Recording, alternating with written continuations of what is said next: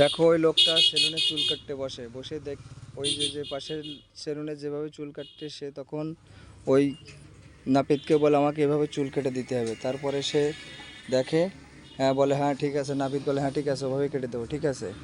তারপরে আবার ও বসে বসে আবার আবার দেখতে পায় যে আরেকজন ওইভাবে চুল কাটছে। তখন ও বলে আমাকে ওইভাবেই চুল কেটে দিতে হবে। তখন ও বলে হ্যাঁ ঠিক আছে, তোমাকে ওইভাবেই চুল কেটে দেবো, হ্যাঁ। তারপরে আবার বসে, বসতে বসতে বসতে বসতে আবার অন্য একটা জায়গায় দেখে। সে তখন বলে আবার আবার বলে দেখো যে ওইভাবে চুল কাটছে, তুমি আমাকে এইভাবে চুল কেটে দেবে। তখন সে বলে হ্যাঁ ঠিক আছে, তোমাকে ওভাবে চুল কেটে দেবো। ঠিক আছে।